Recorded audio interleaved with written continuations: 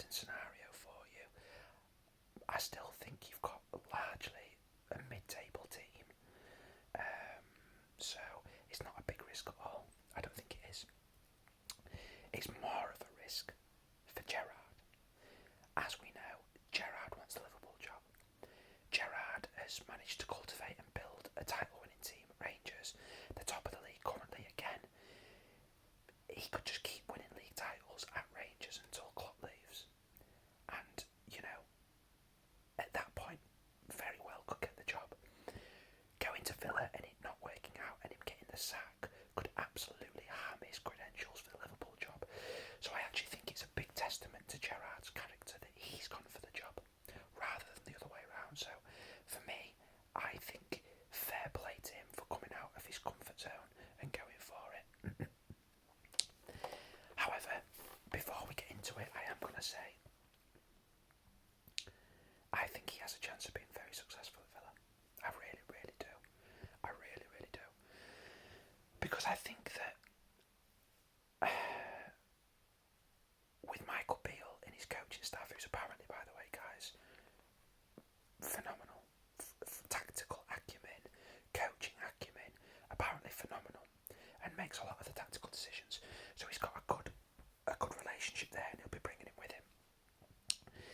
I think that there's a better coaching setup under Gerrard now at Villa than there was with Dean Smith, unfortunately, and we'll get into that.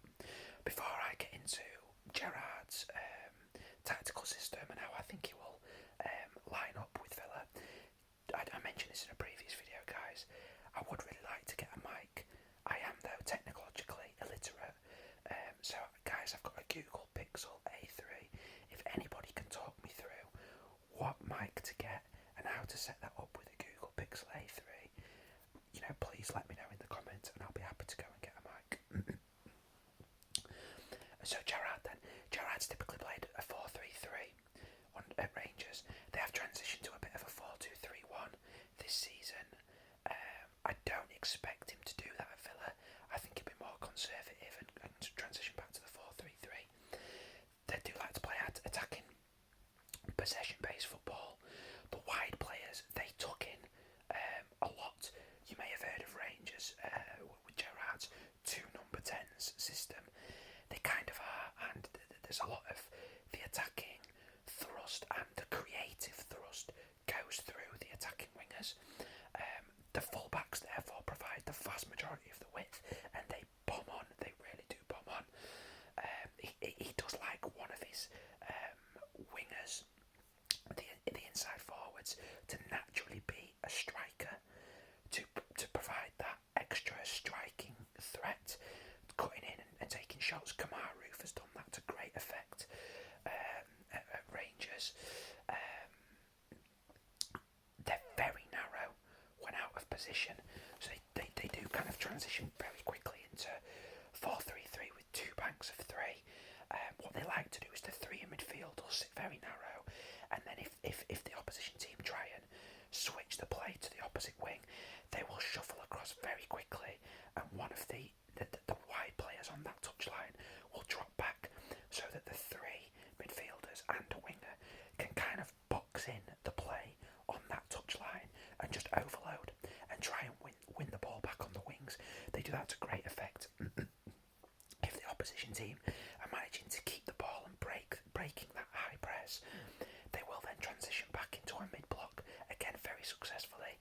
Rangers really have been set up more than anything to be hard to beat over 3 years, and they kept an enormous amount of clean sheets last year in the league and in Europe as well, so, you know, I think they'll be harder to beat than Dean Smith's team, and that's the primary thing that I think will make them more successful than Villa under Smith.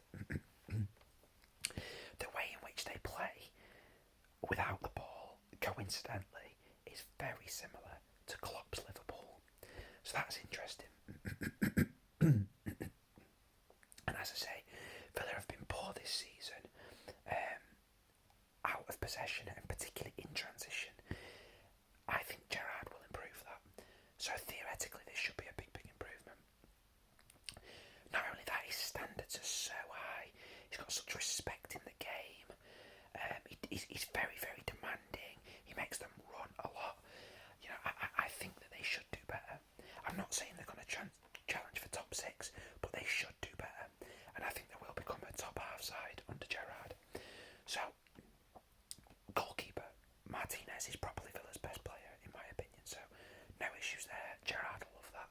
Jed Steer, however, not a good deputy, and I do think they need to upgrade on Jed Steer ASAP. Right back, I think Matty Cash will hit the ground running. He is absolutely ideal. James Tavernier, I don't think he's going to hit those numbers at all, but ideal. Ashley Young, good deputy. So, centre backs then. So,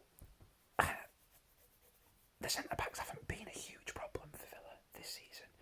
It's the transition, so it's the midfielders are getting run ragged, and so the midfielders haven't helped them out as much. That should change, and it should therefore appear that the centre backs are doing better because they should concede less goals. I think he'll look to get the best out of Konsa and Mings, and there's no reason why that can't be a good centre back partnership for him. Wait and see. Kornihausen and Chouanzé be good deputies though.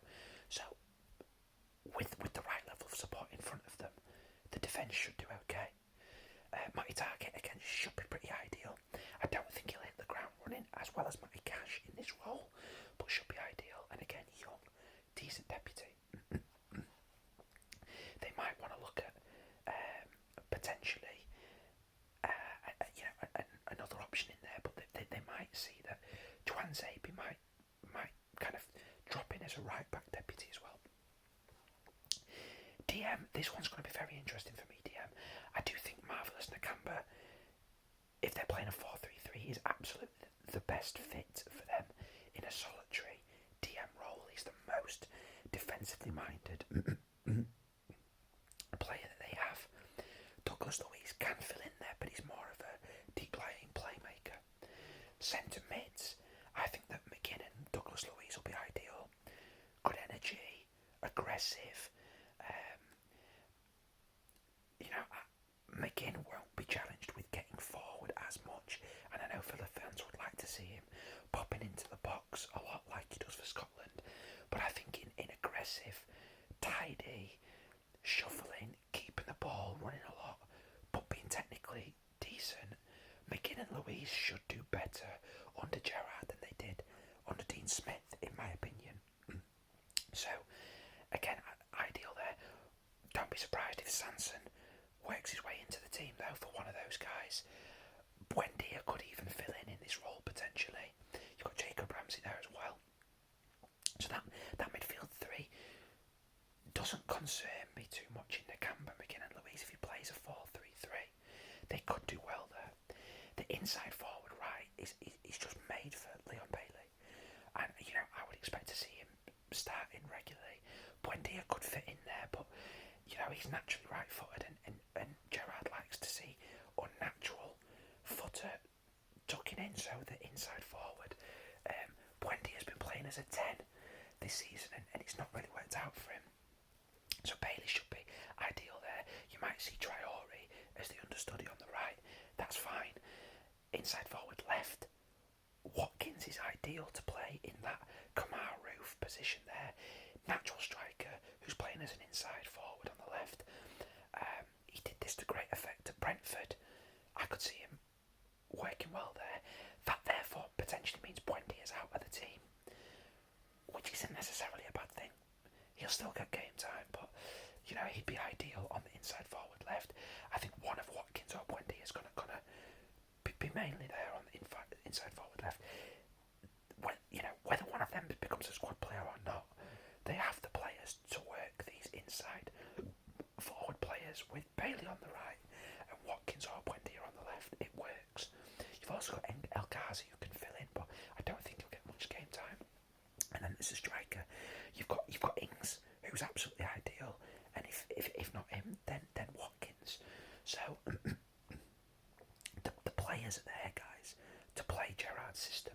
They're not needing to make signings to make Gerrard's system work.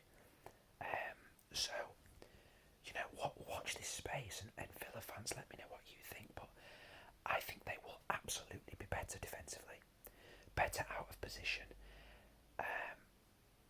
Buendia won't be wasted as a 10. He shouldn't be anyway, because he won't be playing that position as a 10 in behind the striker. He'll be playing kind of cutting in off the wing. The fullback should be really good. it works for me.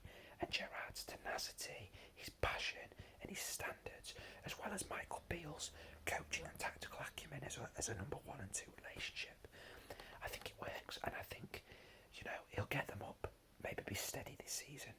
Next season, you might see better from him, and at that point they'll become a top 10 team. And I think he'll enhance his reputation. I do. He'll show that he can do it in the Premier League. But guys, let me know what you think. And once again, if anybody can help me out with the mic situation, guys, please comment. And speak to you soon.